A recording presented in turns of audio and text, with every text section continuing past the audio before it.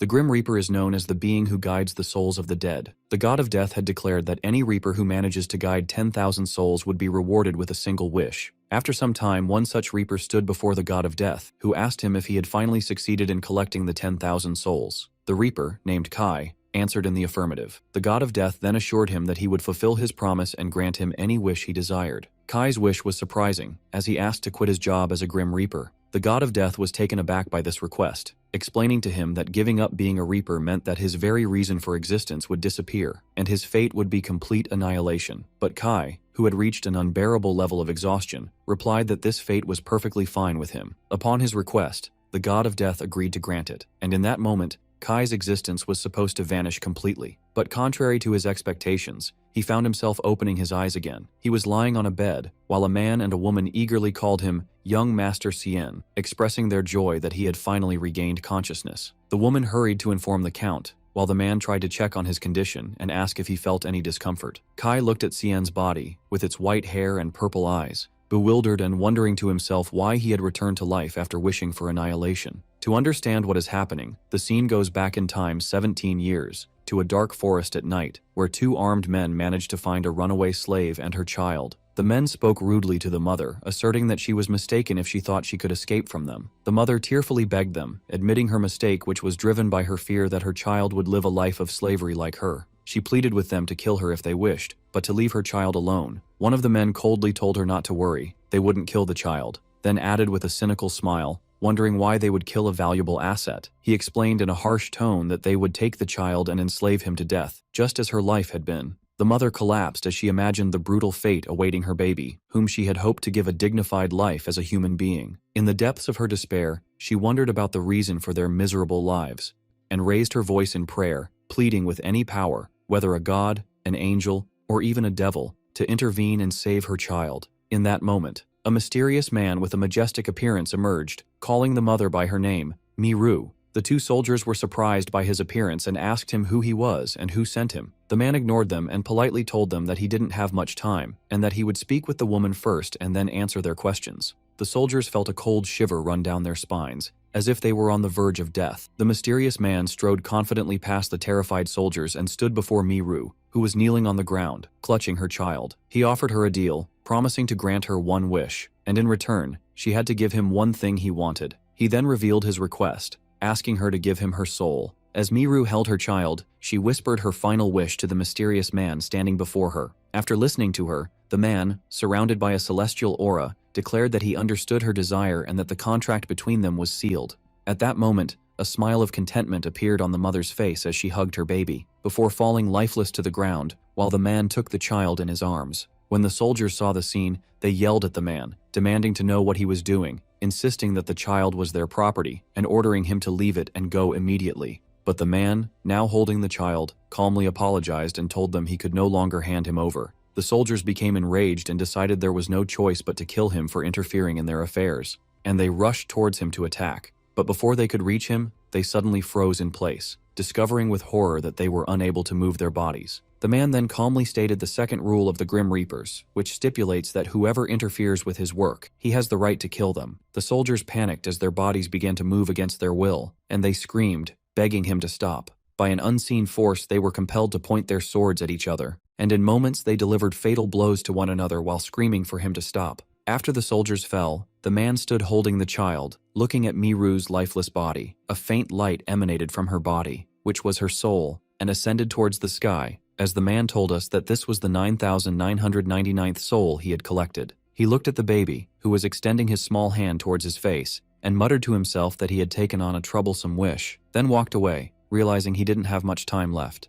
16 years later, a young red-haired girl called out to someone as Appa and asked if he was home, and a voice from inside replied that he was. The girl, named Jazeth, entered carrying a basket and complained that Kai didn't greet her warmly. Kai replied coolly, asking if he looked like an old man who couldn't hear well, assuring her he could hear her even if she called him softly. He then added that it was illogical to greet her warmly every time, especially since she visited him several times a day. Jazeth protested, saying anyone else would be happy to have her visit and would welcome her warmly, so Kai coldly suggested she go to them then. Jazeth became flustered and told him that's not what she meant, finally admitting she just wished Kai would show her more affection. Meanwhile, Kai was busy carving a wooden statue, ignoring her words. Joseph threw herself on the sofa, but Kai immediately scolded her, ordering her not to lie down before washing her hands and feet, which made her complain that he was a very strict person. He then asked her why she was visiting. She told him that her mother was not well and that her left arm had been hurting since last night and was still bothering her even after waking up. Kai stopped carving the wooden statue and promised he would stop by their house later to check on her mother. Joseph thanked him profusely, expressing her deep gratitude for his constant help, then told him she was going to the mountain to gather some herbs. After Joseph left, Kai went to her house. Her mother, whom Kai called Mi-ru in his mind, greeted him and offered him some bread she had just made. Kai looked at her and then snapped his fingers, and the woman immediately froze in place and lost consciousness, before falling to the floor like a lifeless doll. Kai approached her lifeless body, examining it and thinking to himself that making her out of cheap wood was a mistake, as the wood had already started to rot, while he was using a mysterious power from his hand to examine the cause of the decay. Joseph suddenly returned and found him in that state over her mother's body, asking him in shock what he was doing. Kai thought to himself that he had made a mistake, as he was so focused on the repair process that he didn't hear her coming. Joseph assumed he had come to treat her mother as he had promised. Kai confirmed that she was the one who asked him to come. Joseph was surprised by how quickly he had arrived and noticed her mother wasn't home, then wondered about the large doll lying on the floor, pointing out that it looked a lot like her mother. The shocking threads of truth began to come together in Joseph's mind. She connected the doll with her mother's complaint of pain in her left arm. She recalled what she had told him earlier about her mother, and hesitantly asked Kai if this doll was really her mother. As he remained silent, her horror grew. She pressed him with the question while he stayed quiet, and she begged him not to tell her that this piece of wood was the cause of her mother's pain. Kai's silence confirmed her suspicions, and she asked in panic if her mother was just a doll. She realized the full, horrifying truth. What she thought was treatment was nothing but replacing parts in a doll. Then her shock widened to include everyone in the village, wondering if Kai had healed everyone in the same way. She backed away, begging him to deny it all. Kai decided he could no longer hide the truth, and that he had to be honest with her, especially since she was now mature enough to understand that what he did was logical. He snapped his fingers again, revealing to her a horrific scene that showed the truth about all the villagers. Joseph asked him in shock if they were all dolls. Kai confirmed to her that it was exactly as she saw it, and that the person she knew as her mother and all the inhabitants of this village were nothing but dolls of his creation. This shocking confession prompted Joseph to ask him about his true identity. Kai began to explain what happened, clarifying that 16 years ago, her mother made a deal with him, betting her soul right before she died. Her mother's wish was for her daughter Joseph to live a life where she wouldn't be harmed by people, and not to live a humiliating life like hers, but to be loved by everyone. Kai added that he knew that even saints couldn't live a life filled only with love among humans, and for that reason, he created an entire village just for her, a village that would ensure she would never be hurt. Joseph broke down and asked him in despair if he meant her entire life had been a lie. She wondered what she was supposed to believe in and love now, if her mother, everyone in the village, and even he, were just a fake puppet show. In the midst of her despair, she began to doubt her own existence, wondering if she herself was a real person. She asked Kai directly if she was also a doll of his creation. Kai reassured her and confirmed that she was not a doll, reminding her that he created the entire village for her. But Joseph could no longer believe anything he said. In a desperate attempt to prove her reality, she grabbed a dagger and demanded proof that she wasn't a doll. She slightly cut her neck, and when she saw the blood flowing, she confirmed with relief that she had been a real human all along. She fell into his arms and asked him why he did all this. He responded with a question, asking if her life up to that moment had been miserable. Joseph admitted that she had been happy, but she realized that all that happiness was a lie. She couldn't bear the thought that everyone she loved was fake. She looked at him sadly and offered to make a deal with him as well. She repeated that she wanted to make a deal too. Kai warned her that the price of the deal was her soul, but she insisted on going forward, so he told her to state her wish. She told him her wish, saying that he was the only real person in her life, and if he also forgot her, no one in this world would be left to remember her. So she begged him to remember her forever, and tearfully asked if her request was too much. Her words touched Kai, so he agreed to the deal, stating that the contract was sealed. Joseph thanked him with relief, then fell to the ground after her life departed, her soul becoming the 10,000th soul collected by Kai. After Joseph's death, Kai burned down the village he had built for her, believing it had become a useless place without her, and it quickly went up in flames. At that moment, Kai noticed the god of death, Shanos, who observed that Kai seemed sadder than usual. Shanos wondered if Kai had special feelings for that child, but Kai denied it. Kai asked Shanos to fulfill his promise. After Shanos pretended to have forgotten, he laughed, saying that of course he remembered. After seeing Kai's angry face, Kai reminded him of the promise he had made.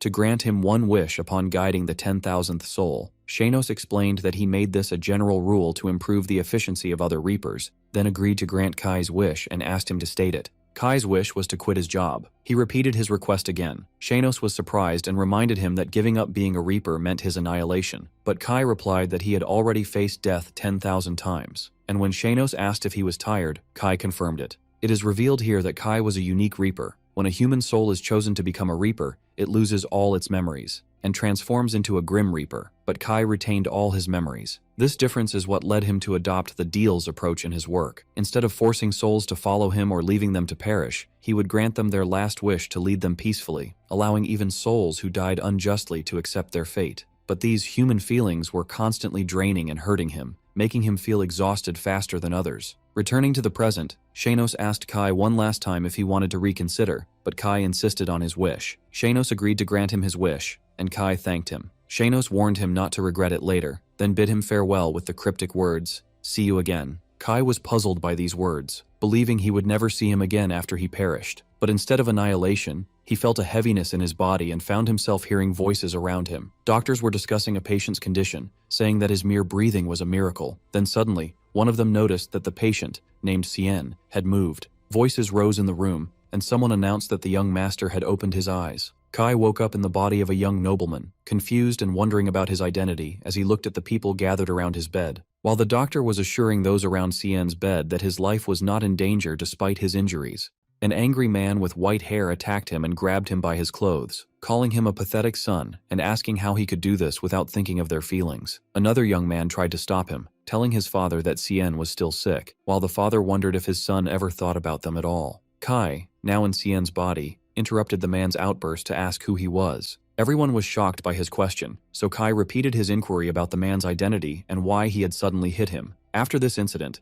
the doctor concluded that Seian had lost his memory due to a severe blow to his head. When Seian's father, Count Shuritan, asked about a cure, the doctor replied that there was no solution but to wait for his memory to return naturally. His older brother, Lucian Shuritan, then asked if there were any other problems, and the doctor reassured him that Seian's physical condition was surprisingly good and there were no life-threatening injuries. Kai realized at that moment that he had entered the body of this person named Seian, and concluded that the one responsible for all this was the god of death, Shanos. When his brother Lucian approached him to ask how he was, Kai replied coldly, telling him to leave the room and stop asking useless questions. He also asked his father and the doctor to leave, reasoning that their loud voices were giving him a headache, and demanding they all get out. Faced with this strange behavior, everyone decided to let him rest, and left the room. As soon as he was alone, Kai called out for Shanos, who appeared before him instantly. Shanos cheerfully asked if he was looking for him. Kai confronted him angrily, asking the meaning of what had happened, to which Shanos coolly replied that he had granted his wish. Shanos explained that Kai's wish was to end his life as a Grim Reaper, which is exactly what he did. This twisted interpretation angered Kai so much that he asked if he could hit him. Kai then asked about the fate of the body's original owner, and Shanos told him that he had died. Shanos explained that the boy was destined to die in an accident, and the moment his soul left his body, he inserted Kai's soul in its place, describing the timing as perfect. Kai didn't understand why he was being forced to live in a human body, so Shanos revealed his true motive with a wide grin, saying it wouldn't be fun if Kai's existence simply vanished.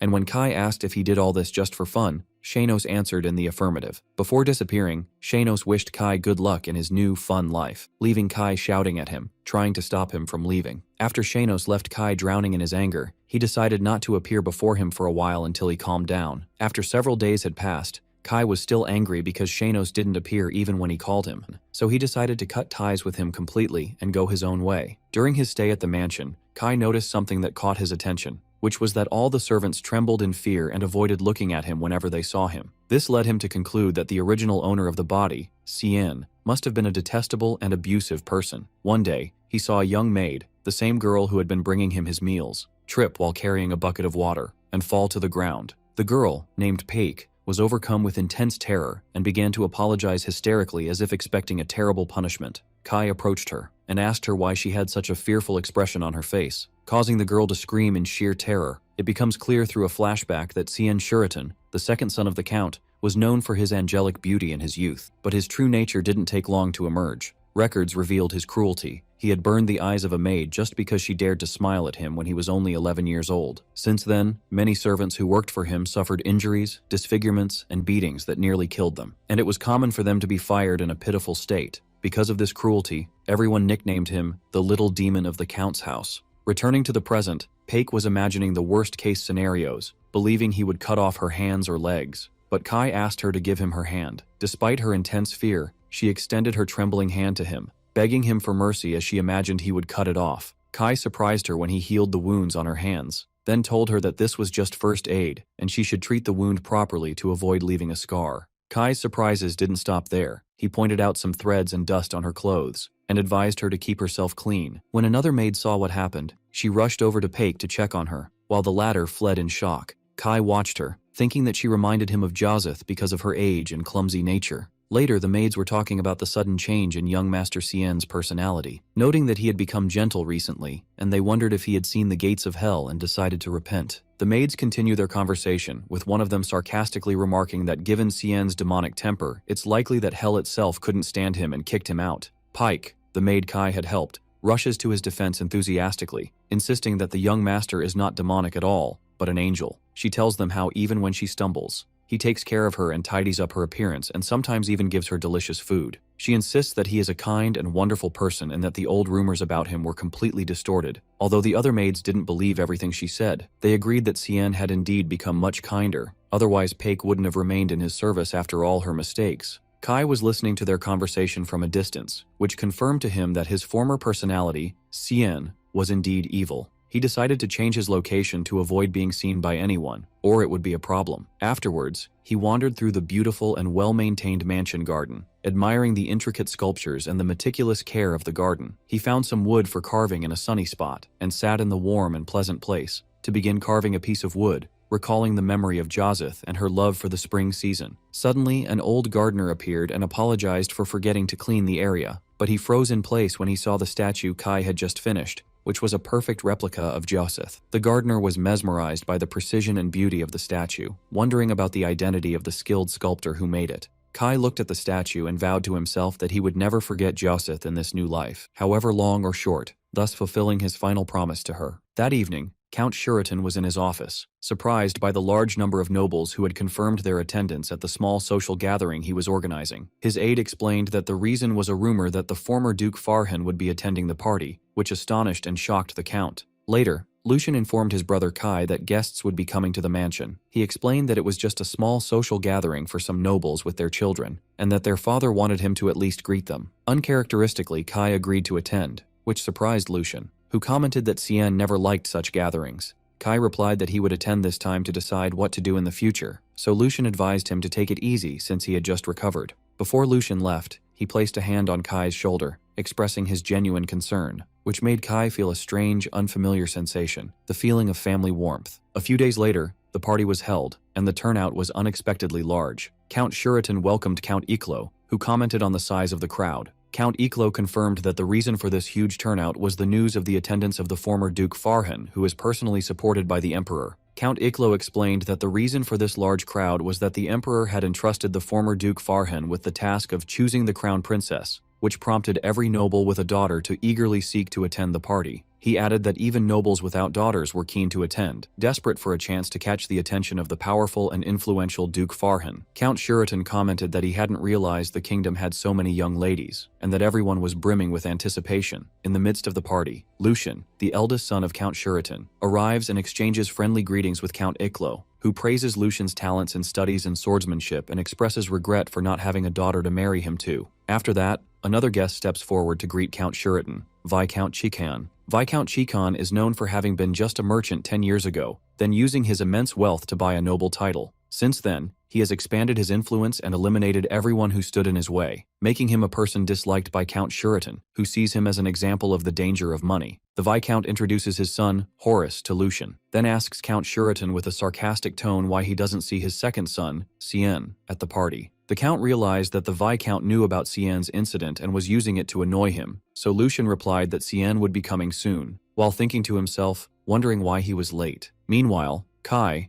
in Seian's body, was completely lost within the mansion's premises. He had almost forgotten a strange trait that had long been a part of him. He was terrible with directions. After circling the mansion 10 times without finding the ballroom and without spotting a single servant to guide him, he decided to give up, thinking his absence wouldn't be the end of the world. Kai sat on the outer stairs and watched the sunset, a sight that Joseph used to love, and insisted on watching with him every evening. He looked at the sky and remembered his promise to her that he would always remember her just by looking at the sky. At that moment, an elderly man approached him and asked what he was doing alone in this place. Kai replied sharply, wondering if the man was old because he was asking a question he already knew the answer to, as it was obvious he was watching the sunset. The man was impressed by Kai's wit and sharp tongue, and admitted he had approached out of curiosity because Kai's gaze at the sunset seemed incredibly deep, deeper than that of an old man who had lived for decades, which was strange for a young man in his mid-teens. The man rephrased his question, inquiring why a young man was sitting alone in sorrow, to which Kai answered frankly, "I got lost." The man assumed Kai was one of the guests, but Kai denied it,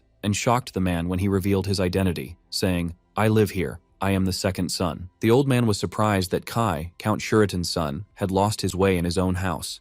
Kai replied nonchalantly, saying there was no law preventing it. The man smiled and accepted his strange logic, then offered to guide him to the banquet hall, admitting he knew the way better than him, so Kai thanked him and followed. As they walked, the man asked Kai his name, and he replied, "Seian." The man then introduced himself as Fitz Farhan, a name that made Kai wonder with annoyance if he had to remember it. Duke Fitz noticed Kai's annoyance and called him rude, but added that his rudeness was somewhat refreshing, and insisted that he remember his name because he wouldn't regret knowing him. Meanwhile, in the banquet hall, Count Shuritan was worried because Lord Fitz had wandered off somewhere alone. Lucian offered to go look for him, especially since Seian hadn't arrived yet. But before he could leave, his father pointed out that he saw them over there, as Seian was entering the hall. Kai felt he had gotten involved in something troublesome. The Count was shocked and asked his son how he got here with Lord Fitz. Kai coolly blamed the Duke, saying all this commotion happened because of his loud voice. The Count welcomed Lord Fitz, who apologized for being late. The Count said that many were eagerly awaiting him. The Duke explained that he was late because he was guiding a small, lost puppy. Kai realized the Duke meant him and protested, saying that the Duke was already late for the meeting when he found him, so he couldn't use him as an excuse. This response angered the Count, who scolded his son for speaking rudely to Lord Fitz, and offered his deepest apologies to the Duke, admitting he had failed to raise his son well. But the Duke laughed and said he wasn't bothered at all. In fact, he was enjoying himself for the first time in a while thanks to this boy who made his way to the hall not boring. This response left the Count and Lucian bewildered. Lucian stepped forward and formally introduced himself to Duke Fitz, who began to observe the two brothers. The Duke recalled the famous rumors about the Count's sons. One was talented, and the other was a little demon who only brought trouble, but he found that the troublemaker he met today was nothing like the rumors. The Duke realized that although he couldn't judge a person from a brief encounter, his long experience allowed him to read men's characters through their words, actions, and the look in their eyes. He concluded that this boy, Seian, possessed an immense and unusual power, so much so that he himself could not measure it. The Duke turned to his friend, the Count, and praised him, saying he had raised his son exceptionally well. The Count was surprised by this praise. He was used to hearing praise for Lucian, but praise for Seian was a rare thing. After that, the Duke asked the Count to give him some time to discuss a matter in private. As Duke Fitz was about to speak with the Count, Viscount Chikan interrupted him, trying to introduce himself. The Duke coldly ignored him, saying he had never heard that name before and doubted any noble family carried it. This disregard angered the Viscount, who pointed out that the Duke might be out of touch with current affairs due to his distance from politics. The Duke agreed, adding sarcastically that the older he got, the less he wanted to be involved in politics because of the abundance of arrogant fools, in a clear reference to the Viscount. At this insult, Horace, the Viscount's son, stepped in and accused the Duke of being rude, which the Duke questioned, and Horace confirmed. The Duke became furious at the audacity of a Viscount's son rebuking him, and at that moment, he released a small fraction of his aura as a swordmaster, causing everyone in the hall to freeze in place with fear. Lucian, despite his years of training, felt an immense pressure that he could barely withstand, and realized he was a swordmaster, and that he had to intervene before someone collapsed. But before Lucian could move, Kai, in Seian's body, stepped in front of him. Kai didn't come to fight the Duke, but calmly pointed out that there was some grass and hair on his clothes,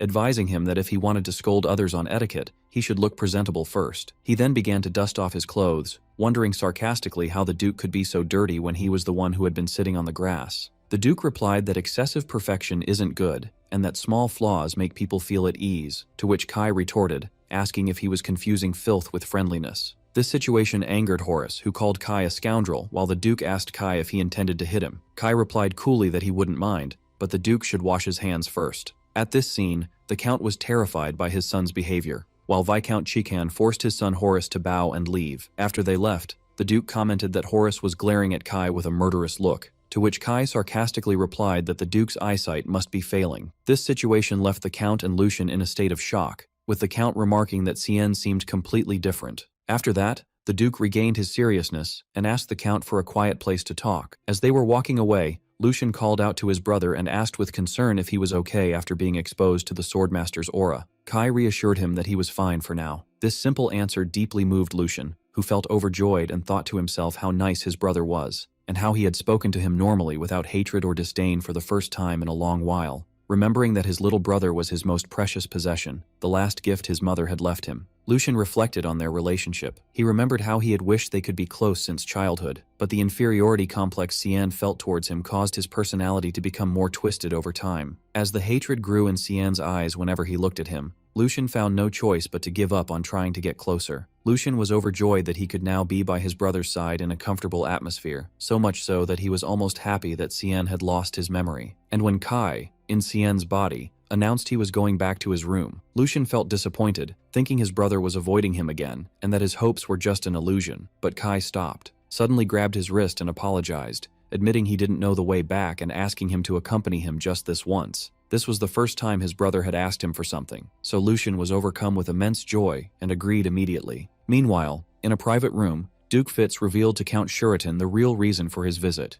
which was to choose someone to be by the Crown Prince's side. The Count thought he meant choosing the Crown Princess, but the Duke denied it, explaining that he came to look for a friend for the prince, someone who could curb his fiery temper. The Duke explained that Prince Edith, the strong candidate to inherit the throne, possessed all the qualifications, from swordsmanship skills to academic abilities, but his only flaw was his sharp temper and his inability to control his anger, to the point where he might kill anyone who spoke carelessly about him. For this reason, the Duke suggested to the Emperor to place someone beside the prince who could calm his nature, especially since the prince was known for not forming any personal relationships. The Count realized that this was the reason for the Duke's visit. The Duke admitted that he initially thought of Lucian, with his calm and steady personality, to be a companion for the prince, but he soon realized he was mistaken, as he feared that Lucian's ice-cold personality might provoke the prince's fiery anger instead of calming it, and one of them might get hurt as a result of this clash. The Count agreed with the Duke's opinion, as everyone knew that Lucian would not back down from his principles even with a sword at his neck, which made the Count agree with the Duke that this pairing would be dangerous. Therefore,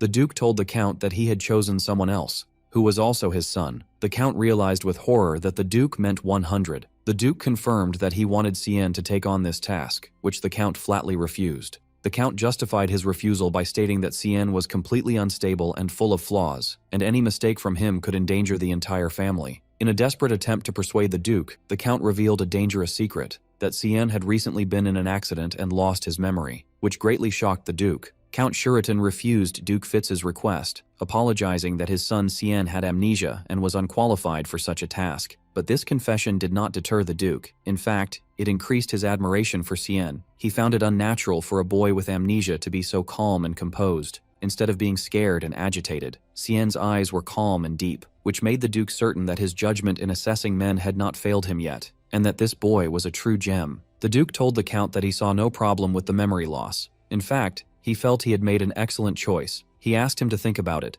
admitting that he had taken a liking to the boy. Later, the Count met with his two sons, Lucian and Kai, and explained to them that the Duke had come to find a suitable friend for Prince Edith. Kai scoffed to himself at the idea of a prince needing someone to find a friend for him, while Lucian asked his father why he was telling him this. The Count revealed that the Duke wanted Seian to take on this task. Kai and Lucian were both shocked. Kai thought the Duke had gone senile, while Lucian flatly refused the idea. The Count tried to persuade Lucian that this was for the family's benefit, but Lucian protested, refusing, and reminding him that Prince Edith was known for his fiery temper and intolerance for the slightest mistakes, and he questioned how a boy with amnesia could be sent to such a person. The Count admitted he was hesitant at first but changed his mind after thinking it over, believing that the Duke must have his reasons for choosing Seian. Lucian offered to go in his brother's place, but his father refused. In the midst of their argument, Kai suddenly interrupted them, announcing his agreement to go. His father was shocked and asked if he was serious. Kai justified his decision by saying the task didn't seem difficult as it only required visiting the prince from time to talk with him. Lucian and his father tried to warn him of the danger and that any mistake could cost him his life, but Kai insisted on his position. He said that since he had been a nuisance to the family and nicknamed the Little Demon, this might be a good opportunity to do something useful. He then left the room, leaving his father to ponder his words and think that his son might have truly changed. A few days later,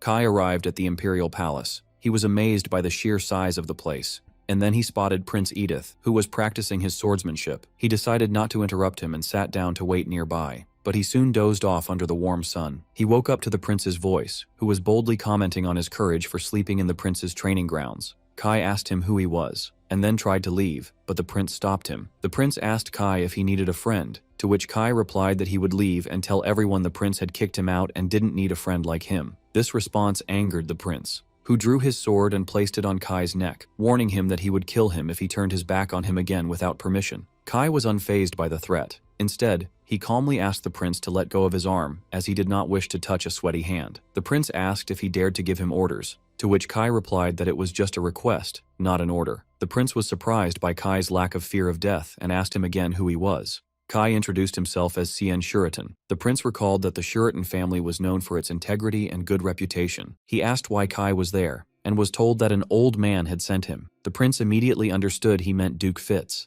Kai then bluntly told the prince that the Duke had asked him to be his friend, but added that it didn't seem like the prince needed a friend, so he would leave. The prince stopped him again, reminding him of his previous threat. Kai calmly asked if he was planning to kill him. The prince noticed that Kai treated the idea of death with levity. The prince decided he didn't need a friend, but it was improper to send back someone Duke Fitz had sent, so he told Kai to follow him. The prince took Kai to the library. Kai showed no objection to the books, and even considered the place comfortable since he wasn't on an official visit anyway. The prince was surprised when Kai sat far away from him and started reading a book. He was actually observing Kai, expecting that he, like other noble sons, would try to flatter him to win his favor, and that this disregard was just a strategy to get his attention. But 3 hours passed, and Kai didn't lift his eyes from his book, as if he had completely forgotten the prince's existence. The prince felt deeply insulted. This was the first time anyone had treated him with such disregard. He decided to see how long Kai could continue to sit in silence, beginning a silent test of wills between them. After some time, the prince put his foot out, causing a servant carrying tea to trip and almost fall. But before he could hit the ground, Kai used a mysterious and invisible power to stop him and restore his balance without anyone noticing. The prince was shocked by what he saw, and didn't know how the servant had suddenly regained his balance. Kai advised the servant, without looking up from his book, to always watch his step. Meanwhile, the prince wondered if Kai was the one who did it, but he quickly dismissed the idea. After drinking his tea, Kai announced that he would be leaving and would return the next day. The prince was surprised by Kai's insistence on coming every day just to spend his time reading, to which Kai replied that he had to be polite to his elders for the time being. As Kai was leaving, the prince wondered in confusion about the truth of this mysterious young man. This routine continued for several days, with Kai coming and sitting to read in silence. One day, the prince asked him if he intended to play with him instead of reading. The prince sighed, having grown accustomed to this strange situation, wondering if Kai truly didn't realize that others longed for just a single moment to meet him. The book the prince was reading caught Kai's attention, and he asked if he knew it. Kai replied that he had read it before and was interested in the art of doll making. The prince commented that Kai was also interested in this art. Kai mentioned that the story of the doll maker in the book was very fascinating, as it was about a man who became an enemy of the whole world to protect one woman. Kai then asked the prince for his opinion on this man, and the prince answered without hesitation that he was insane and a complete fool. Kai looked at the book sadly and agreed with the prince's opinion. Their conversation was interrupted by the arrival of a young girl with light green hair who called out to the prince, "Edith, my brother." The prince greeted her warmly, and it turned out she was his only sister, Princess Rini. The princess said she came just because she felt like seeing him, and then she noticed Kai and asked who he was. Kai introduced himself as Seian, son of Count Shuritan. Princess Rini approached Kai, touched his face, and remarked that he was even more beautiful than women. It is narrated that Princess Rini was very much loved by the Emperor and Prince Edith, and thanks to this power supporting her, she was known for acting recklessly and without fear. Although Kai knew nothing about all this, from this brief encounter, he was certain of one thing about her. After meeting Princess Rini, Kai concluded to himself that she was the type of person one gets tired of knowing. He then gave her a slight bow and turned to leave, completely ignoring her.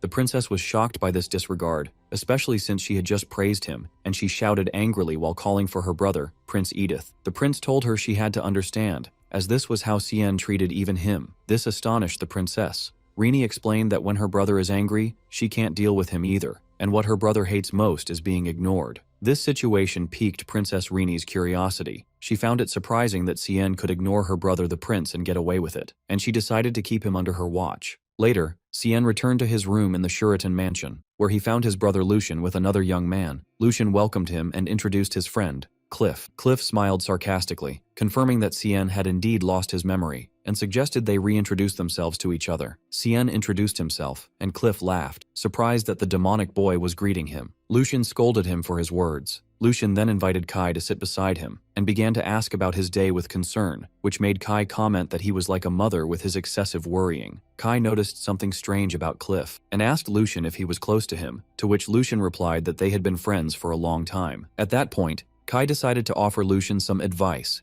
explaining that when one clings too much to the dead, their souls find it difficult to leave the world of the living. He added that if they die unjustly, their souls remain stuck beside those they trusted in life, as if pleading for their grievances to be resolved. Cliff was shocked and asked Kai what he was suddenly talking about, and if he meant that child. Kai replied that he didn't know which child was meant, but he was sure that someone close to Cliff had died a very unjust death. In that moment, Kai felt the cold, emotionless gaze of a grim reaper. Cliff asked Kai in a panic how he knew about that person's death, and if he had investigated him, which was strange for someone who didn't even remember his own name. Cliff rephrased his question, "How did you know there was a dead person near me?" Kai realized he had gotten involved in something and quickly made up an excuse, saying that since his near-death experience in the recent accident, he had become able to see the souls of the dead. Lucian showed his concern for Kai. Kai explained that when he first saw Cliff, he saw a soul stuck around him. Cliff asked him in shock if he had seen Justin's form. Kai denied it, explaining that he only sees a mass of light, a dead soul, and doesn't know if it's a boy or a girl. He then added a terrifying truth, which was that he could also see the Grim Reaper waiting to take that soul.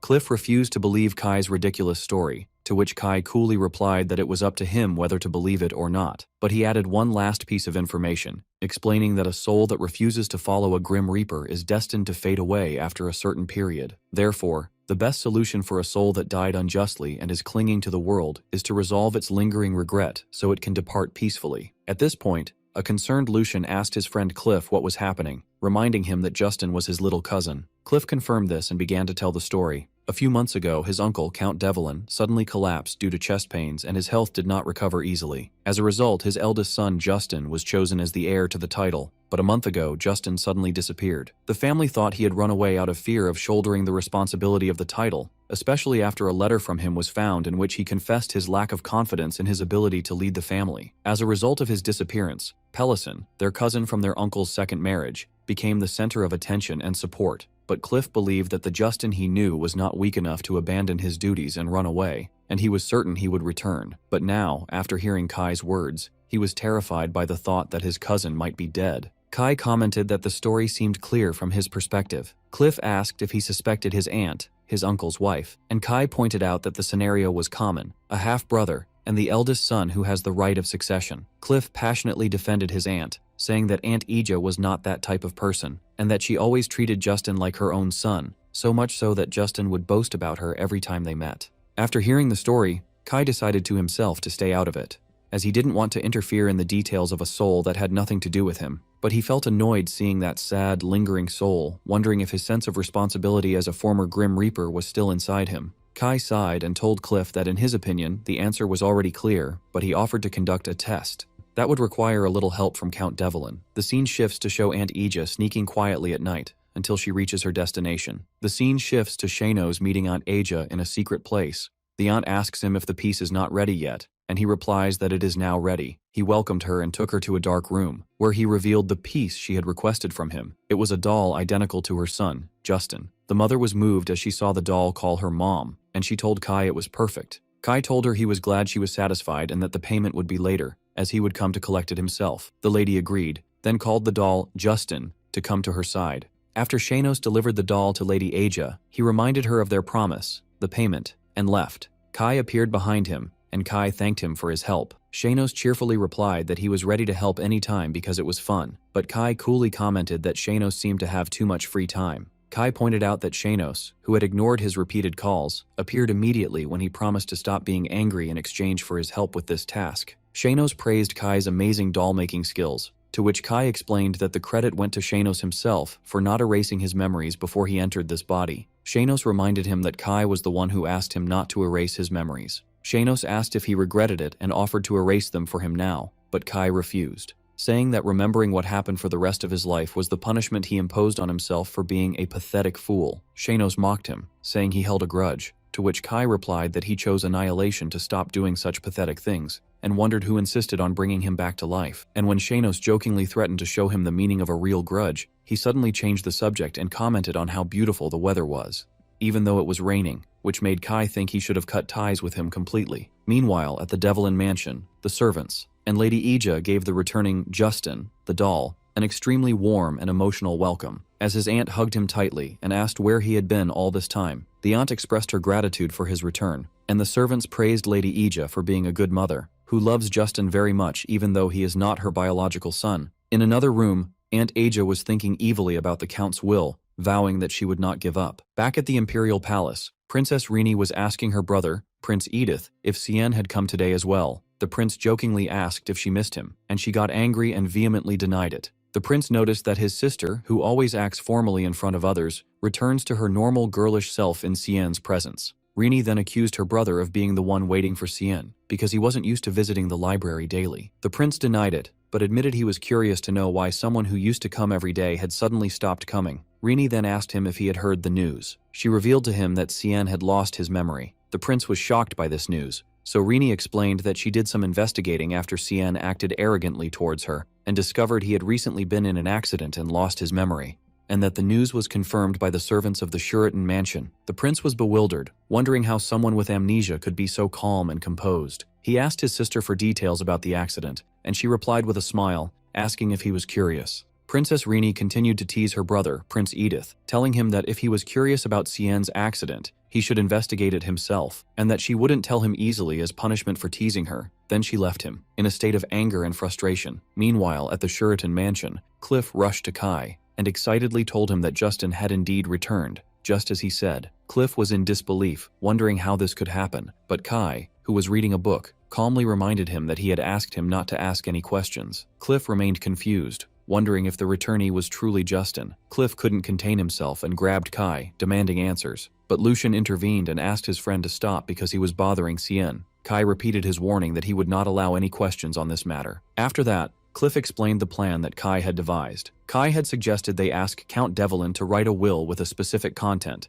that all family assets would go to Justin, but if he did not appear, they would all revert to the state. Initially, the Count refused to write such a will, but Cliff convinced him it was just a way to find Justin. Kai's prediction was that if the aunt was the culprit, Justin would return, but he would be someone else in his form. Lucian admitted that when he saw Justin actually return, he was confused and didn't know how to accept the situation. Cliff continued to struggle to understand the situation. Kai told him not to think about it too much, but to focus on the final result. He explained that their goal was to find out why the soul stuck around Cliff had died, who had killed it, and to ensure it was peacefully guided to the Grim Reaper. Cliff thought about the goal, and was convinced that what mattered now was not the identity of Justin's look-alike, but finding Justin's real killer. Before Cliff left, Kai warned him again not to touch his body with unwashed hands, or he would regret it. Cliff laughed nervously, thinking about how Seian's personality had changed. He no longer looked at them with a hateful gaze but had become detestable in a different way. The scene shifts to Aunt Ija contemplating the Justin doll, admiring its precision and ability to move. She recalls how she felt lost after the will was announced,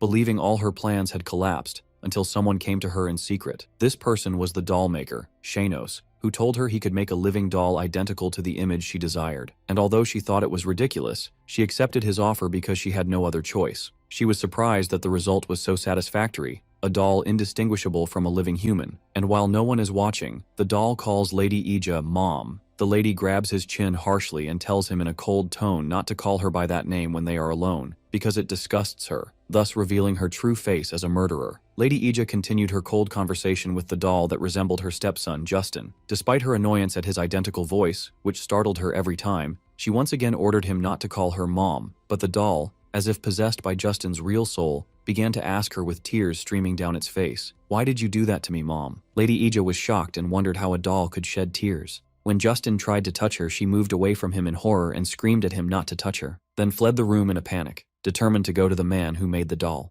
She arrived at Shanos's secret workshop. Lady Aja frantically told him that something was wrong with the piece, as it was shedding tears and looking at her with hateful eyes. Shanos calmly replied that such things happen sometimes, and explained to her that souls who don't realize they have died can sometimes inhabit a doll that resembles them. The lady was horrified, realizing that Justin's soul had indeed returned to haunt her. Shanos told her there was a way to hide that soul, which was to find the body. He explained that she must make the soul realize that the doll is not its real body, and that it has, in fact, died. The only way to achieve this is to find Justin's original corpse and burn it. Aja became tense when she learned that this would force her to exhume Justin's body. Following Shanos's instructions, Lady Aja sent her men to search for the body. After finding it, she ordered them to hurry and show her the body, insisting they had no time to waste. Her men were surprised because the corpse had not decomposed at all, and looked as if Justin were still alive. Even stranger, they noticed that the stones tied to the body were different. Whereas they had tied several small stones, they now found a single large one. But Lady Aja, who had no time for these strange details,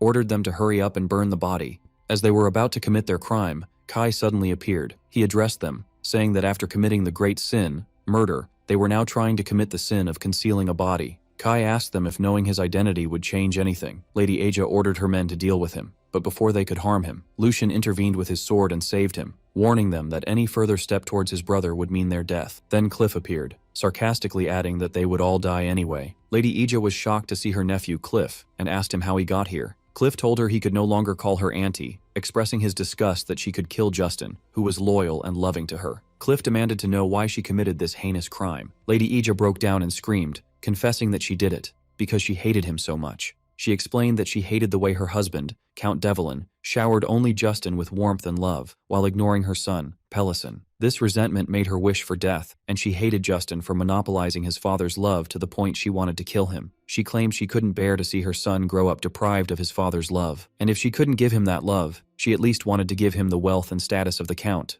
She insisted she did it all for her son. Cliff confronted her with the truth of her motives, explaining that Count Devlin treated Justin kindly because he felt sorry for him for losing his mother at a young age. He coldly told her that people don't usually commit murder out of jealousy for affection their children didn't receive, and that ultimately she killed Justin to satisfy her own greed and avarice. When Cliff tried to grab her to bring her to justice, Kai stopped him and asked him to wait a moment, then called for someone to come out of the darkness. Everyone was surprised by the appearance of Pelison, Lady Aja's son. His mother asked him in shock what he was doing there, and the shocking confession came from Pelison himself, as he said that he was the one who killed Justin. Pelison explained that his mother was not the killer, and that he was the one who killed his brother. His mother thought he was trying to cover for her, but he insisted that he came out because he could no longer hide his sin. He began to recount what happened on that fateful night. He had seen his mother go out late at night, felt suspicious, and secretly followed her. There, he witnessed his mother and her men throwing his brother into the lake. But after his mother left, Justin crawled out of the lake, having managed to cut the ropes with a knife he found at the bottom.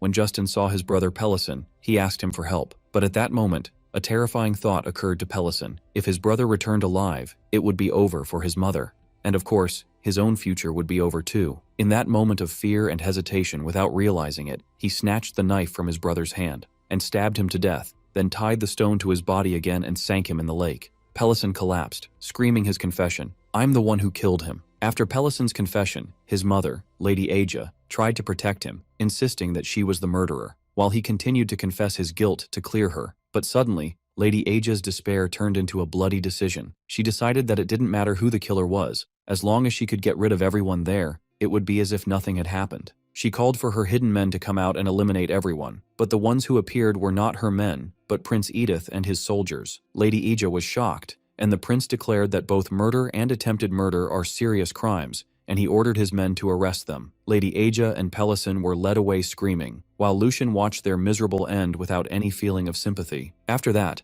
Kai asked the prince why he was there, and the prince replied nonchalantly that he was just passing by and saw what was happening. Meanwhile, Cliff was still bewildered as he looked at Justin, the doll, and he asked Kai if Justin's soul was truly not inside the doll, which Kai confirmed. Kai revealed the truth. Everything Shanos told the Countess was a lie. From the beginning, Kai designed the doll only to cry, and the whole plan was just a trick, to use the frightened Countess to find Justin's body. At that moment, Justin appeared before Cliff. Cliff said sadly that he was now sure it was just a doll, as the real Justin always smiled at him, but now he wasn't smiling. Cliff apologized to Justin, saying that if he had been wiser, he might have noticed the conflict within the family and prevented his death. Justin hugged Cliff and thanked him. Cliff was very moved after hearing his voice for the last time. After Justin's soul risked annihilation to inhabit the doll for a few moments, just to thank Cliff, it then ascended peacefully to the sky. Kai felt relieved that Justin had finally found peace. Later, Lady Ija and Pelison were sentenced to death. While Lady Ija was on the execution platform,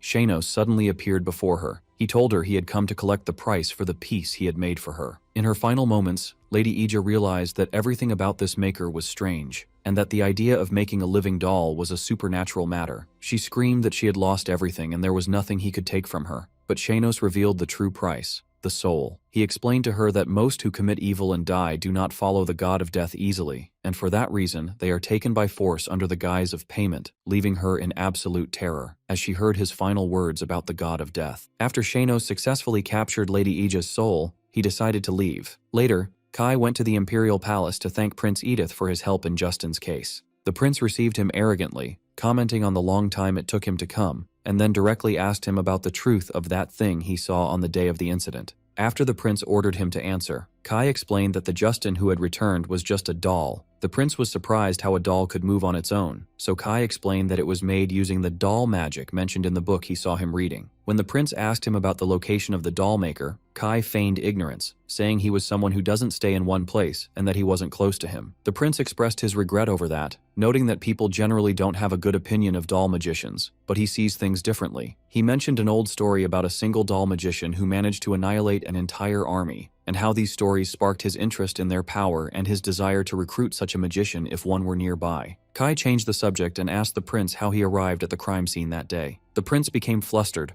as the truth was that he was heading to the Shuritan mansion to see Kai, saw them leaving, and secretly followed them, but his pride prevented him from admitting it. So he stuck to his first story and insisted it was just a coincidence. Kai gave him a pitying look, realizing he was lying, and commented that he was better at reading people's expressions than he expected. The prince started to feel foolish whenever he spoke with Kai. The prince was bewildered, not understanding why Kai chose to do that, despite his nature and personality. The prince then returned to asking Kai about his memory loss. He asked if he remembered nothing about the incident he caused, and when Kai confirmed, the prince asked if he wasn't curious to know what happened. Before he could tell him, Kai interrupted, saying he didn't want to hear it from him. But at that moment, Princess Rini appeared, and offered to tell him the truth about the incident herself. Kai realized there was no escape from hearing the story, so the princess told him the shocking truth. It is said that he jumped from a building of his own free will. Kai was shocked by this revelation. Later, the princess was complaining to her brother about Seian's indifferent reaction to the news of his suicide attempt, and how she had put so much effort into investigating in the hope of breaking his composure. The prince told her that her actions were like those of children, who annoy the person whose attention they want to attract. The princess got angry and denied it, but she pointed out that he too pays a lot of attention to Seian. At that, the prince admitted to himself, hating to do so, that he was very interested in that mysterious young man. Prince Edith and Princess Rini continued their conversation about Seian. The prince admitted that there was something that worried him about Seian, explaining that he doesn't seem like the type to attempt suicide. Even if someone loses their memory, their basic nature doesn't change. He added that Seian seems like the type to face his problems and solve them, not run away from them by ending his life, which Rini agreed with. The prince also remembered the angry expression on Seian's face on the day of the incident at the Devlin Mansion, and wondered about the reason for that anger. Meanwhile, Kai was thinking about his predicament, angry at Shanos for putting him in the body of a person full of problems. Although he had decided to ignore the matter of the original Seian's suicide attempt, he began to worry that the reason that drove Seian to despair might still exist and could affect him as well. Therefore, he decided to at least understand the circumstances surrounding the incident. Kai went to his father, Count Shuritan, and asked him directly why he jumped. The Count was surprised that his son knew about it, but Kai coolly replied that what mattered was knowing the reason, not how he found out. Kai said he had a rough guess that he was a person full of resentment towards the world. Kai asked him another question. Where did he wake up after the incident? Was it in this house? The Count answered no, revealing that the place where the incident occurred was Goethe Academy. Kai began to analyze the new information. He initially thought that Seian's feeling of inferiority and resentment towards his brother Lucian was the reason for his suicide attempt. But the incident happening at the academy and not at home suggested there was another reason. As he was walking in the garden thinking, he heard the sound of carving, and found the old gardener he had met before. Kai noticed that the gardener looked tired, and soon the man staggered and almost fell from exhaustion. Kai rushed to help him, and the gardener was surprised to see young Master Seian. Kai advised him to rest in the shade because working under the hot sun had affected him. When Kai disappeared for a moment, the gardener wondered where he had gone. Then Kai returned with a basin of water. Kai explained the importance of drinking water in the summer, and the gardener thanked him, who could never have imagined that a day would come when he would drink water brought to him by the young master himself. When Kai suggested that the gardener take the rest of the day off, the man hesitated, saying that the lady was about to return. Kai began to wonder about the identity of the lady the gardener had mentioned, concluding that she must be the lady of the Shuritan mansion, whom he had not seen even once. The gardener explained to him that the lady takes great interest in the garden and always wants to see it looking different and new, which is why a new garden must be completed before her return, leaving him no time to rest during this season. The gardener then hurried to assure him that he meant no offense, and that the lady was a refined person and the problem lay in his own shortcomings. Kai thought to himself that gardens change naturally with the seasons, and that the desire for only artificial and showy changes was a strange taste. He concluded that although he had not met her, he could guess her personality type from this method of tormenting her subordinates. At that moment, Kai heard the maid urgently calling for him. The maid, Pike, arrived panting, and eagerly told Kai that he must hurry back, because the lady had returned. Indeed, the lady, a countess with long dark blue hair, had arrived and was greeted by her eldest son, Lucian. She exchanged superficial words of praise with him, saying he looked healthy thanks to his excellence, and began, in an indirectly joking manner, to hint and wonder who was the reason her eldest son had such qualities. She answered herself that he must have inherited this excellence from her because she was his mother, which made Lucian feel uncomfortable as he always did with her. The countess then turned to talk about Seian, feigning concern after hearing about his accident. When Kai arrived, he saw them together. She ran towards Kai and grabbed his hands, expressing her extreme worry for him and that she wished she could have been by his side during his illness. Kai noticed how her facial expressions changed in the blink of an eye. The countess scolded Kai for not greeting her and asked if he had forgotten her as well due to his amnesia. She then began to blame him for choosing to jump from the building and worrying everyone, and for thinking of throwing away the life she had given him. Lucian tried to stop her, but she ignored him and continued her psychological attack, revealing to Kai that his real mother had died while giving birth to him. Kai was shocked by this information. While Lucian desperately tried to convince him not to listen, the countess feigned surprise, asking if he had forgotten this too, then harshly berated him for forgetting his mother who suffered to give birth to him and died because of him. Lucian realized this was her constant method of torture. Her seemingly kind words were always filled with poisonous thorns that had cornered and tormented Seian his entire life. The countess continued her attack, saying she now understood why he chose to die, and that since he had killed his mother, he must live even harder to compensate for her life as well. Lucian grabbed his arm, begging him not to be deceived by his stepmother's words, and assuring him that the current Seian was different. At that moment, Kai understood everything. He finally understood the reason for the original Seian's miserable life. Lucian was not the problem, but there was a woman by his side, digging at his wounds and constantly reminding him of them. Very calmly, Kai confronted his stepmother, assuring her that his biological mother's death was not his fault at all. The countess was shocked by his response, so Kai continued, explaining that death is a fate determined by the god of death, and it is not something humans can be blamed for, and that he is fully aware his mother did not die because of him, so there was no need to repeat this lie. The countess became enraged, as she was not used to Seian talking back to her this way. Previously, he would be in pain and run away crying whenever she confronted him with these words. She changed her tactic, feigning happiness and saying that his deceased mother would be happy that he thinks this way and would not regret dying for him. Kai agreed with her, then asked her an awkward question. If she had to choose between her life and her son's life, would she choose herself? She became flustered and answered that of course she would choose her son, to which Kai replied that his real mother would have done the same. The countess realized that Seian was no longer the fragile boy she knew, and that his memory loss had completely changed his personality. At that moment, Lucian burst out laughing with sheer joy. When his mother asked him why he was laughing, he apologized, saying that what Seian said was something he had wished to hear from him for a long time, and that he laughed out of extreme happiness. This further angered the countess, who scolded Lucian for his response, and accused the two brothers of ganging up to mock her, and threatened to tell their father. Faced with this situation, and after her reputation had been shaken in front of the servants who were watching the scene, the countess announced she was tired and would withdraw to her room, but she vowed to herself to get revenge on Seian. After she left, Kai commented that he hadn't said anything funny, but Lucian assured him that he was happy, and that it was the happiest day of his life. Later, in a meeting with his father, Kai announced his decision to return to Gotha Academy. His father was shocked and asked why he wanted to go back there, to which Kai replied that he should at least get his graduation certificate. Lucian begged him to stay, but Kai insisted, saying he had matters to investigate there as well. The Count agreed to his decision, considering it the first time his son had made a decision for himself, and that he now had the strength to decide his own affairs. When he asked him about the departure date, Kai replied that he would leave the next day, which further shocked Lucian. After Kai made up his mind, he reassured his brother Lucian, who understood his decision, and asked him to stop overreacting. The next morning, Lucian found that his brother had already left, leaving behind a short note that read, "I'll be back. Don't worry." Meanwhile, the old gardener, Beeson, was heading to the garden to work, ignoring the doctor's advice to rest, because the Countess had returned and the work needed to be finished quickly. But upon arriving, he was stunned to find that the huge statue he had been working on had been completely and masterfully finished overnight. He immediately realized that this was the same masterful carving skill that he had seen in the small statue of the girl, Josith, and he wondered about the identity of this mysterious genius sculptor. On his way, Kai realized he didn't know the way to Goethe Academy at all, and that he couldn't go back to the mansion and ask for a guard after the scene he had caused upon his departure. He decided to focus on getting out of the capital first, so he asked a passerby for the way to the outer gates. The man gave him simple directions, but after an hour of walking, Kai felt that something was wrong, so he asked the same man again, who repeated the same directions. Kai thanked him for his help, then started moving again. After walking for another long time to no avail, he stopped to ask another person, only to find it was the same blue-haired man for the third time. Kai finally realized he had been walking in circles.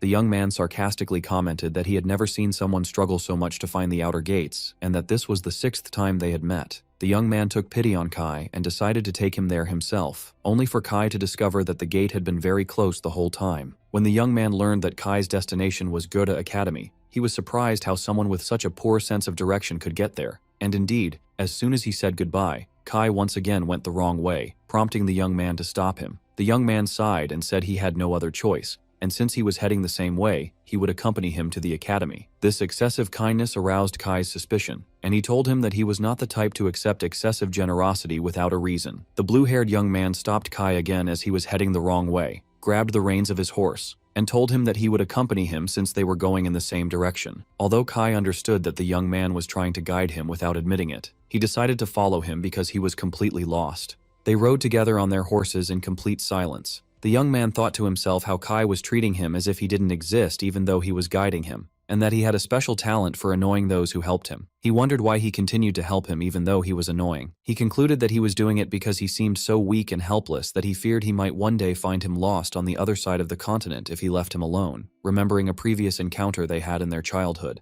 Nevertheless, he found Kai's self-confidence and direct attitude to be interesting. When they arrived at an inn, the innkeeper, Tina, welcomed them and asked if they wanted one room. They both quickly asserted that they were not together, and then Kai requested separate rooms, meals, and bathwater. Tina explained that she was getting ready to serve them. After showing the young man and Kai to their rooms, she returned to prepare their food. Troublesome men appeared and started looking for her, causing a commotion. Tina tried to hide from them, because her father had asked her to avoid them destroying the place. The blue-haired young man and Kai appeared behind her, and distracted her by pretending to be hungry. Tina moved to prepare their food, and the troublemakers rejoiced when they saw she had finally appeared. Tina apologized to Kai and the young man for the lack of space in her tavern and asked them to share a table. But one of the troublesome men grabbed her violently. Tina asked him to let her go, but he continued to harass her. Her father tried to defend her, but the assailant pushed him hard and knocked him to the ground. The assailant then grabbed Tina again, while she screamed for help. The blue-haired young man intervened in the brawl, grabbed the assailant's wrist, and calmly asked him to let the girl go so he could eat his food. The assailant thought this young man was wishing for death, and since he was eager for a fight, he decided to grant him his wish. Kai's cold comment that the assailant wouldn't enjoy the fight puzzled the man. The young man grabbed the assailant and told him that he doesn't look for trouble, but he doesn't run from it either. Then he crushed his hand with great force, making the man scream in pain. The assailant's companions were shocked by this unexpected strength, as one of them tried to attack him from behind. The young man skillfully revealed a dagger and cut the attacker's hand, advising him to be grateful it wasn't his right hand. At that moment, the assailant recognized the identity of the blue-haired young man from his fighting style using 2 daggers and his incredible speed. He screamed in terror, asking if he was Jaren of the Black Mercenary Guild. Jaren is known as a legendary figure who rose to the rank of an S-class mercenary using only 2 small daggers. And despite his friendly appearance, he is famous for his cruelty and ruthlessness. The assailant realized he had picked the wrong person to antagonize, and in a desperate attempt, he decided to attack directly. But he suddenly passed by Jaren, and Kai appeared behind him, putting a knife to his neck. Jaren hadn't yet realized that the attacker's only concern was to take a hostage. In a moment of confusion, the attacker managed to grab Kai and use him as a hostage. But Kai, instead of being scared, very calmly asked the kidnapper a strange question. Isn't it customary when taking a hostage to choose a woman or an elderly person? He then wondered why he chose him, and if he looked weaker than that girl. The kidnapper was stunned by this bizarre question, and ordered him to be silent. Kai explained that he was not enjoying this situation at all, and that the thing he hates most in the world is being touched by someone. With a light touch on the kidnapper's arm, Kai used his knowledge of the body's pressure points, causing the man excruciating pain that made him drop his weapon and fall to the ground, writhing. Jaren himself was shocked that a simple press could cause so much pain. Kai explained that the human body has weak points that can be fatal with a light touch, and advised the collapsed kidnapper to choose his hostages more carefully next time. Tina was amazed at how a handsome-looking person could overcome a huge mercenary in an instant. Jaren then turned to the rest of the assailants and asked them if they wanted more. After Kai and Jiran easily defeated the assailants, Kai coolly asked the remaining men if they wanted more, or else they should leave. The men fled in terror, apologizing for the disturbance. As Kai was sitting at the table, Jaron was impressed with him, realizing he wasn't just a quiet and stubborn young master as he initially thought. Kai told Jaren that there was no need for them to sit together since they were not travel companions, but Jaren insisted that they eat together. Jaren insisted that he was the one who felt lonely and asked Kai to eat with him. Kai reluctantly agreed, admitting to himself that Jiran had helped him get here safely and he couldn't just coldly ignore him. As they were sitting, they realized they didn't know each other's names yet, so the blue-haired young man introduced himself as Jiran, and Kai replied that he was Seian, and they shook hands. As they resumed their journey, Jiran asked Kai why he was going to go to academy. Kai replied that he had his personal reasons and asked him not to worry. Jiran told him that the headquarters of the Black Mercenary Guild was also located in the capital, so he could take him to the academy. He then asked him about the skill he used at the inn to subdue the huge mercenary with just 2 fingers. Kai vaguely answered that he learned it naturally a long time ago. But the truth, as he recalled to himself, went back to his old days when he began learning the art of doll making. In order to perfectly create a living doll, he had to study the human body in depth, not just by reading all available books, but also by buying corpses and dissecting them. Through this study, he naturally learned all the weak points and pressure points of the human body, but he decided not to tell Jaren all of this. They continued talking together for a long time until time passed quickly. When they arrived at a village called Abli, where they planned to spend the night, Kai suddenly stopped with a look of horror in his eyes. Kai had seen a clear vision. On that day, all the inhabitants of this village would die. At the village inn, Kai was absent-minded, so Jiran asked him if they really had to stay there. Jiran pointed out that the sun had set, and the next village was half a day away, meaning leaving now would force them to spend the night in the open. Jiran spoke to Kai with a curious tone, noticing that his face had been troubled for a while. Then he asked where he was going. Kai replied that he was just going out for some fresh air. Jiran asked Kai to let him accompany him, but Kai calmly explained that he preferred to go out alone to think about something, and there he saw what confirmed his vision. The village was teeming with grim reapers. Kai wondered why he should care about this, as he was no longer a reaper and had no responsibility. He decided that all he had to do was leave early in the morning, but as he was about to return to the inn, a little girl grabbed his clothes. While Kai was lost in his thoughts, a little girl interrupted him and offered him a piece of candy. Kai asked her why, and she replied that she saw he looked sad. The little girl, whose name was Miru, explained that this candy helps her when she's sad. Then her mother called her and she hurried away. Kai felt sad for the innocent girl's fate. After she left, Kai decided to return to the inn, but he realized once again that he had lost his way. Jaren suddenly appeared, so Kai asked him how he found him. Jaren replied that he followed him, because he expected he would get lost, and he was right. Jaren led Kai back to the inn, and then took a shortcut, which made Kai notice that Jiran knew the village well. Jiran explained that he had visited the village many times on business missions, and then instead asked Kai if he had a family. Jaren replied that his entire family had passed away. Kai asked him a direct and shocking question. Did they all die on the same day? Jaren was shocked and confirmed that they had died in an accident when he was young, and asked Kai how he knew that. Kai apologized for his curiosity, saying it was just curiosity. Later that night, Jiran sneaked out of the inn wearing a cloak, but Kai intercepted him in a dark alley and asked him why he was going out. Jiran was surprised and asked him how he knew his whereabouts. Kai claimed he followed him because he seemed suspicious, but the truth, as he thought to himself, was that he suspected Jaren was the one who would bring death to this village, perhaps because of what happened there 20 years ago. Kai's suspicions were confirmed. Jiran was that child he had met 20 years ago. Kai, with his memory as a former Grim Reaper, recalled the details of the tragic incident. He had visited this village 20 years ago because of a terrible plague that was spreading. The villagers, who depended on travelers for their livelihood, were afraid that news of the plague would destroy their economy, so they committed a horrific crime. They took Jiran's family, who were the first to be infected, and buried them alive to hide the matter. Jiran's family had sensed their tragic fate and secretly sent their young son, Jiran, the only one who was not infected, out of the village to save him. But the little boy saw everything and witnessed the murder of his entire family at the hands of his neighbors. Kai continued to narrate Jiran's tragic story, explaining how that little boy witnessed his parents and sister being buried alive by the villagers.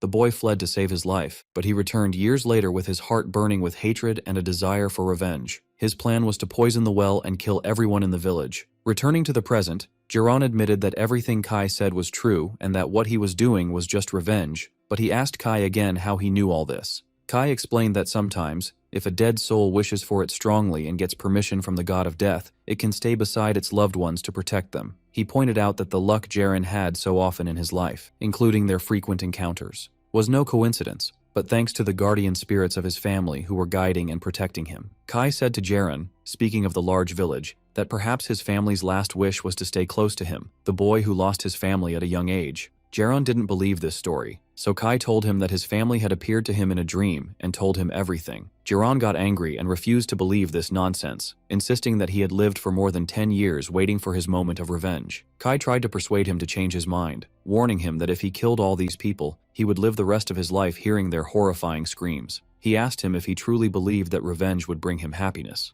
and then offered to tell him an old story about a man's revenge. Kai began to tell his own story, without revealing his identity, speaking of a man who had a lover more precious than his own life, but others considered her a bad omen and tried to kill her, so the man fought the whole world to protect her. But in a moment of carelessness, his lover was killed. From that moment on, the man's revenge began. He killed everyone who participated in her death until he drowned the world in blood. And when Jiran asked what happened to that man after he completed his revenge, Kai replied that he looked at the world he had destroyed with his own hands and chose death. Kai told Jiran that he wouldn't stop him, but he wanted to clarify one truth. Revenge does not lead to happiness or liberation, but to more misery and a horrific connection to the past. These words affected Jiran, who began to doubt the desire he had held onto for so long, and he wondered if this was the end he wanted, or what his family would have wished for him. When Kai saw his confusion, he offered to leave the matter to him. He asked him to take the poison and keep it, and to give himself time to think. He promised him that if, after careful consideration, he decided that revenge was still more important than his happiness, he could come back to him, and he would give him the poison without a word. Jiran agreed, and handed the poison to Kai. In return, Kai gave him the piece of candy he had taken from the little girl, telling him that someone once told him this was the best medicine when one is sad. Jiran looked at the piece of candy in his hand and burst into hysterical laughter that turned into tears. Then he calmed down a bit, muttering that this was a terrible medicine. In that moment, he felt the presence of his family's guardian spirits comforting him. Later, Shanos appeared, telling him that he had done something incredible. That night, while Kai was in his room, Shanos appeared before him. Shanos scolded him, saying he heard he had caused a lot of trouble. Kai denied doing anything, which infuriated Shanos, who wondered how he could say that after making many Grim Reapers, in the village of Abli, look like fools, reminding him of the rule that anyone who interferes with the work of the god of death can be killed. Kai calmly replied that he never interfered with the Reaper's work, and all he did was prevent his companion, Jiran, from doing something foolish. Shanos smiled sarcastically and commented that Kai had become bold after becoming human again, to which Kai replied that it wasn't his fault, but Shanos' fault for bringing him back to life without asking. Shanos grumbled that he would face a severe reprimand from his superiors because a whole list of humans who were supposed to die were still alive. Kai coolly wished him good luck,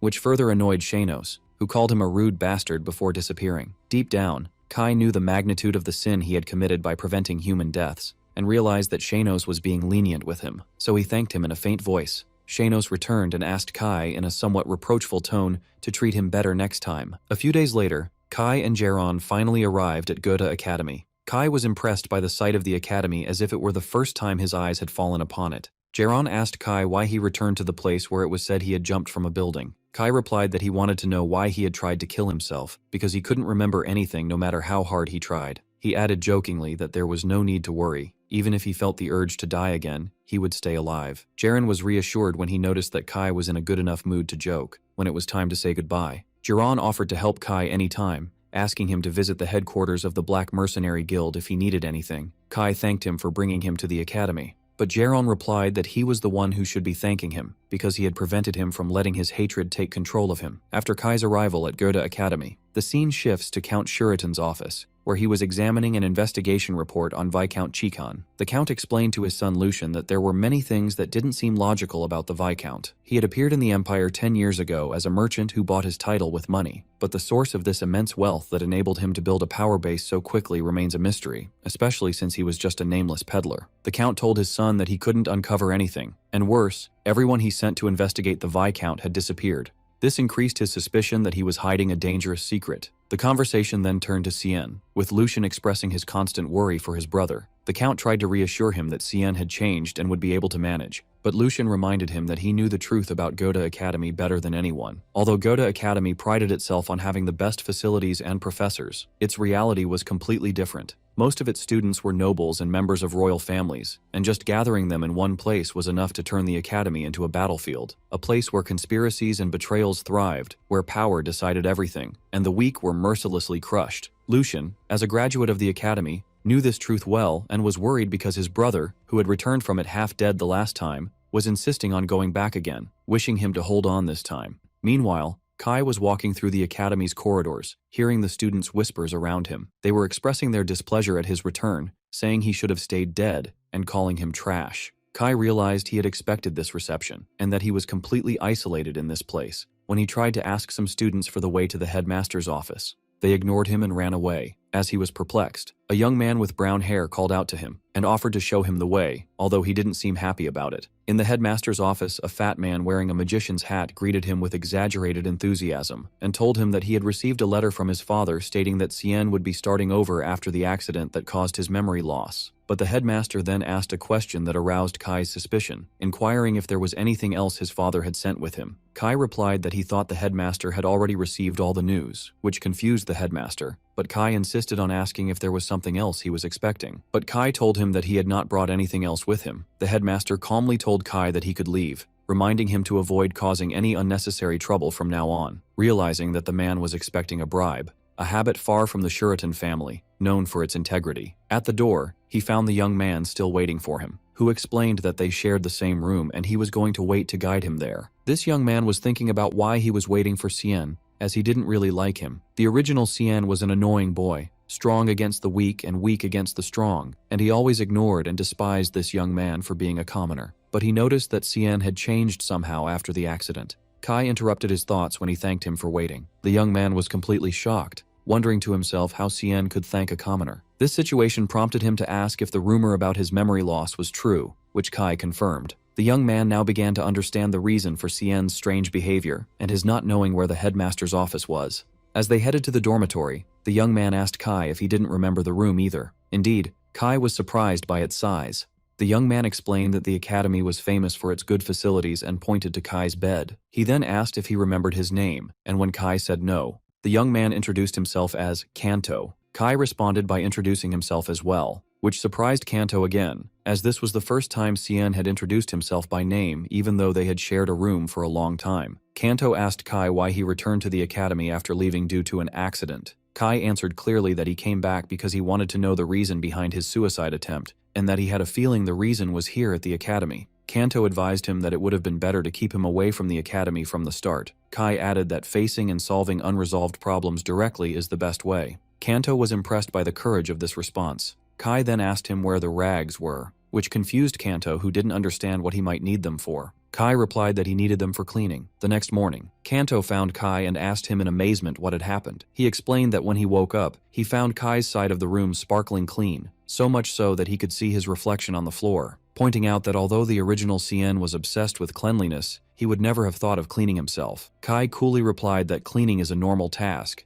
and if a person likes cleanliness, they should clean themselves. Kai added that cleaning was one of his hobbies, which further confused Kanto, who wondered if this was something nobles say. Later in the dining hall, Kanto noticed that Kai went to get his food himself without hesitation. Kanto thought to himself that the academy forbids students from bringing their servants, but nobles usually find commoner students to do these tasks for them. Kanto remembered that nobles with limited influence, like the old Seian, sometimes had to get their own food, and they would do so with their heads bowed in shame. But today's Seian showed no sign of this shame. He walked confidently, holding his tray full of food. Kanto realized that Seian had truly changed and was no longer the scoundrel he knew.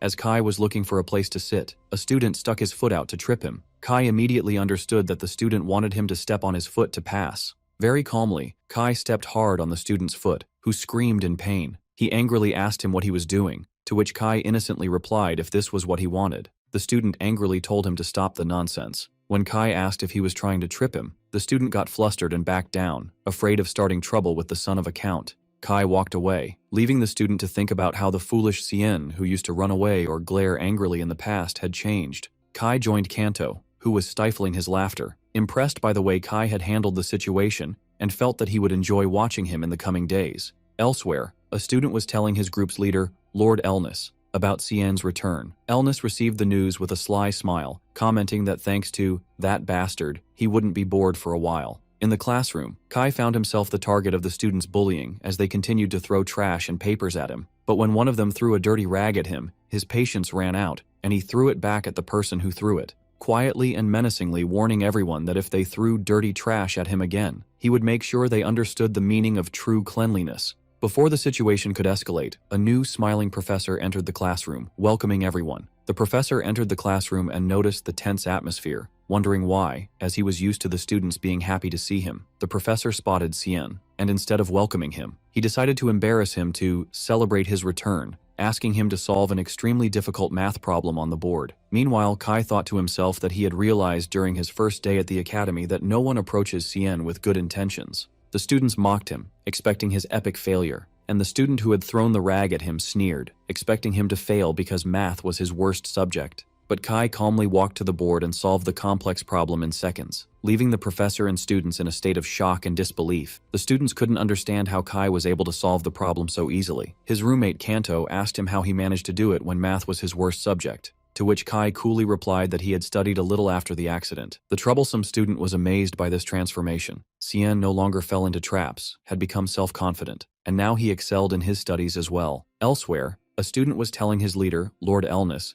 that Seian had changed. Others agreed, noting that his aura had completely changed, and that he had become strangely cold, but Elnus refused to believe it, thinking the accident had only made him lose his sense of fear, and that he would go back to crying and begging him as soon as he saw him. Elnus ordered his men to bring Seian to him next time because he needed to talk to him. Later, Kanto found Kai sleeping in the academy's garden, and asked him why he was sleeping like that. Kai explained that he was tired of dealing with everyone trying to start trouble with him. As they were about to return to the dormitory, Kai suddenly stopped and said thank you to an invisible person, explaining that he was thanking them for letting him share the space. Kanto was confused because he didn't see anyone, but in reality, a mysterious person was watching from a distance, and was shocked that Kai was able to notice his presence, the first time he had ever been discovered. Back in their room, Kanto asked Kai about the other person sharing their room, noting that he hadn't come back last night either. Kanto continued his talk with Kai, warning him about their third roommate. He explained that this person is the most dangerous student in the academy, and that no student who angered him has graduated safely. He added that this student shows no mercy to anyone regardless of their status, and has committed many horrific acts of violence. Despite all the trouble he causes, the academy has taken no action against him, leading everyone to assume he belongs to a very influential family. Kanto advised Kai to avoid him completely because his personality is extremely bad. Later, as Kai was walking through one of the academy's corridors,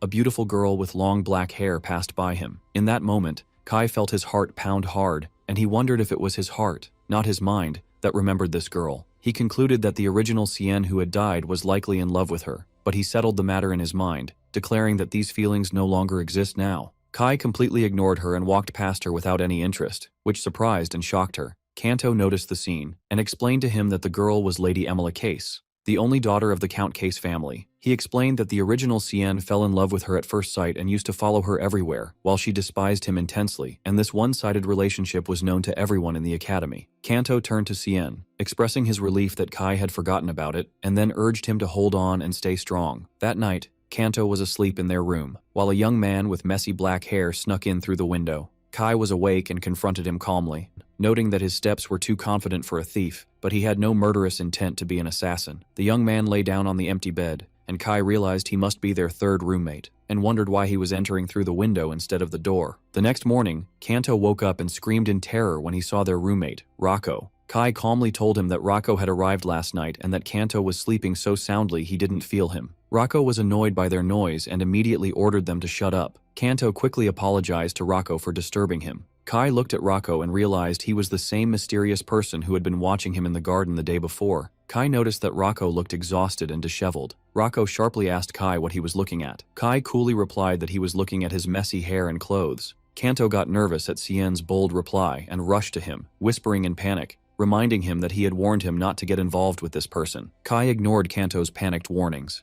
and calmly asked their new roommate, Rocco, to use the door instead of the window in the future because entering like that at night was annoying. This comment angered Rocco, who grabbed Kai by his clothes while Kanto screamed in terror. But Kai, instead of being scared, put his hand on his head. Rocco didn't understand why he did that. Kai calmly apologized, explaining that he gets frustrated when he can't talk to someone while looking them in the eye, then suddenly changed the subject, saying it was time for breakfast.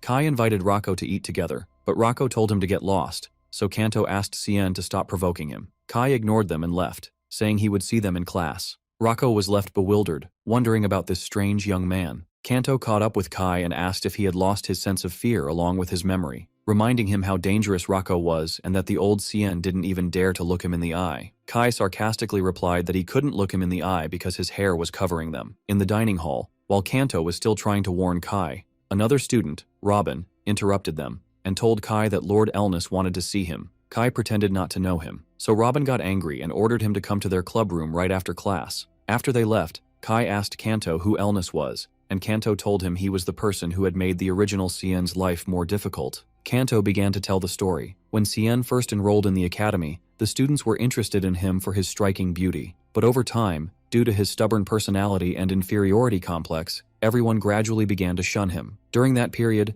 Elnis, the son of a duke who was like the absolute ruler within the academy, appeared. Elnis began to torture Seian cruelly, as if playing with a toy, which made the other students avoid Seian even more, and eventually, they went with the flow and started bullying him alongside Elnis. And Elnis was targeting Seian again, just when people's perception of him was finally starting to change. Kanto then tried to encourage Kai, advising him to eat well to gather his strength to face those bullies. Kai was touched by this sincere concern and smiled a faint smile, a simple gesture that caused a stir among the female students who were charmed by his smile. Kanto was flustered by the female students' interest in Kai, and whispered to Kai not to smile in that nonchalant way. Meanwhile, in the club room, Lord Elnis was waiting impatiently, angry that Seian had not yet arrived.